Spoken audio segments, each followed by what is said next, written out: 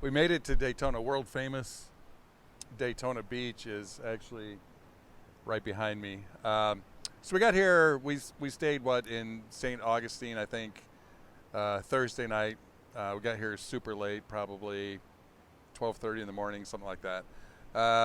Yesterday, Friday, got up early, went to the racetrack, and excuse me, went to the racetrack. And, watched Owen and Team TGM in the Michelin Pilot Series race. Started out pretty good. The 46 car qualified 7th, I believe. And then the 64 car with Owen qualified like 21st or something like that. To be honest with you, I'm not even sure that they qualified because it was wet out that day and for qualifying, whatever. But anyway, started 21st. Right off the bat, 46 car has to do a drive-through penalty for improper starting. I don't know if they jumped the start. I don't think you can pass. Once the green flag waves, you can pass before the start-finish line. So maybe he jumped out.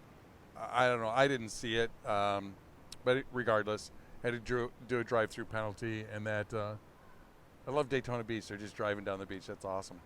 Anyway, it drew a drive-through penalty, which put him way back in the back of the pack. But, the race, a lot of caution flags in the race, which kept tightening the pack up, which helped a lot.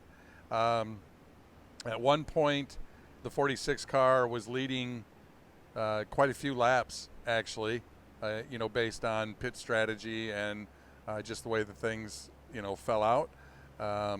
Toward the end of the race, the 64 car actually was leading the race, due to pit strategy.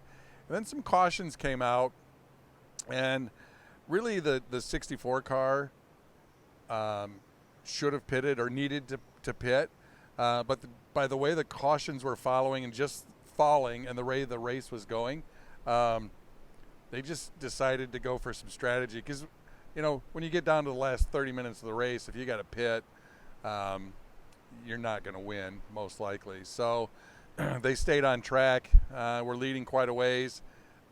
Hugh was trying to conserve a little bit of fuel. Anyway, ended up the 46 car was in 6th place and the 64 car was in 7th place with like 4 laps to go. And looked like it might finish pretty good if the 64 car had enough fuel. Turns out they didn't. With 2 laps to go, they ducked into the pits, put enough fuel in it to finish the race, which meant the 46 car finished in 6th place, which was a great finish, and the 64 car, I think, officially, I didn't see it. Officially, at the end of the race, they were listed as 21st. Not sure.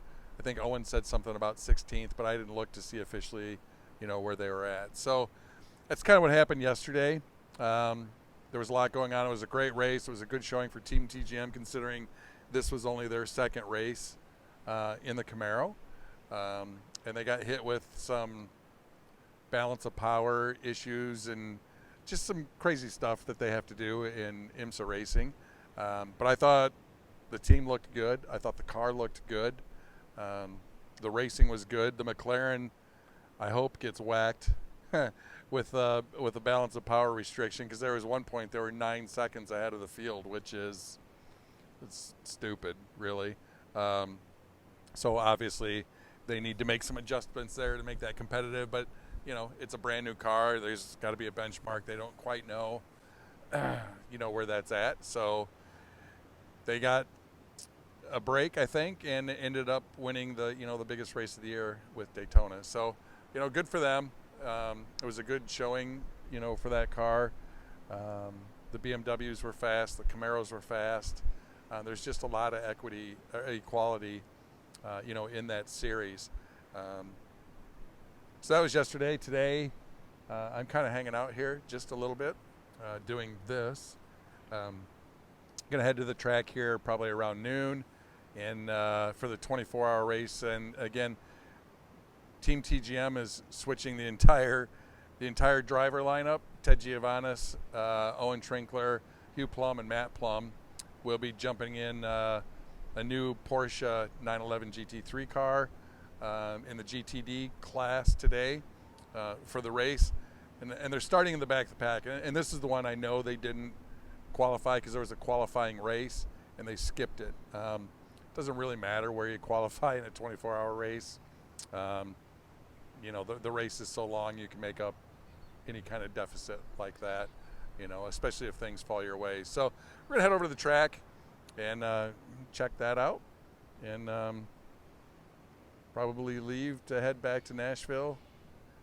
Gosh, right after the race, or just depending on how things go, we might have to leave a little bit early because I have to get back to teach a class at the #1 RE/MAX team in the world, the Ashton Real Estate Group, for some new incoming agents on Monday morning. So we'll see how the race is going, how Team TGM's doing. If they're in contention, I'm staying.